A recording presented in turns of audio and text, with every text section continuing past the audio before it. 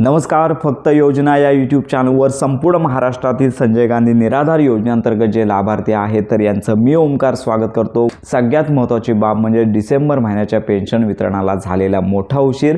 तर यामागे नक्की काय कारण आहे तर या संदर्भात आपण माहिती घेणार आहोत. तर लक्षात घ्या की संजय गांधी निराधार योजनेअंतर्गत पेन्शन वितरणाचा GR आदल्याच महिन्यामध्ये प्रसिद्ध केला जातो, पण डिसेंबर महिन्यामध्ये लक्षात घ्या की हा GR प्रसिद्ध झाला नाही आहे. तर हा GR का प्रसिद्ध झाले नाही आहे या संदर्भात एक नवी माहिती समोर येत आहे. तर लक्षात घ्या, GR प्रसिद्ध करण्यासाठी जी आर्थिक तरतूद करावी लागते संपूर्ण महाराष्ट्रामध्ये संजय गांधी निराधार योजनेअंतर्गत जेवढे लाभार्थी आहेत त्यांची संख्या, त्यांना लागणारा निधी या सगळ्या गोष्टी विचारात घेऊन जो निधी ठरवला जातो त्याच्यानुसाराने GR काढला जातो. मग संपूर्ण महाराष्ट्रामध्ये असे देखील लाभार्थी आहेत ज्यांना रेग्युलर लाभ येतोय, परंतु अजून देखील असे लाभार्थी आहेत की ज्यांना लाभच वितरण झाले नाही आहे. त्यामुळे DBT मार्फत हा लाभ वितरित केला जातो, पण प्रत्यक्षात लाभार्थ्यांना हा लाभ मिळाला नसल्यामुळे तो लाभ पुन्हा DBT कडे परत जातो. याच्यामध्ये आधार सीडिंग असेल किंवा इतर कारणं असेल, KYC बाकी असेल, अशा अनेक कारणामुळे साधारणतः संपूर्ण महाराष्ट्रामध्ये 10% कालावधीमध्ये म्हणजेच लक्षात घ्या.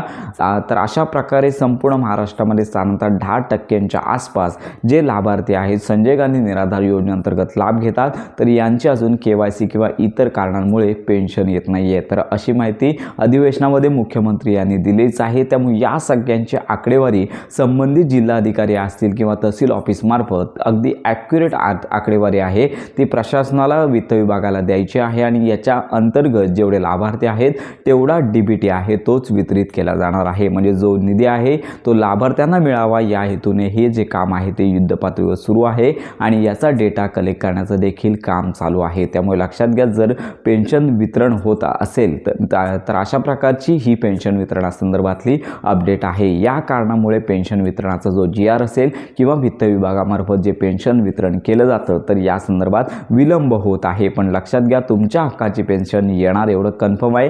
पण सगळ्यात लक्षात घ्या की ही सगळी आकडेवारी काढून लवकरच या संदर्भातले निर्णय शासनामार्फत घेतले जाणार आहेत. सगळ्यात प्रथम पेन्शन वितरणाचा GR येईल आणि त्याच्यानंतर लगेचच पेन्शन वितरण केलं जाणार आहे आणि हे देखील याच महिन्यामध्ये होणार आहे.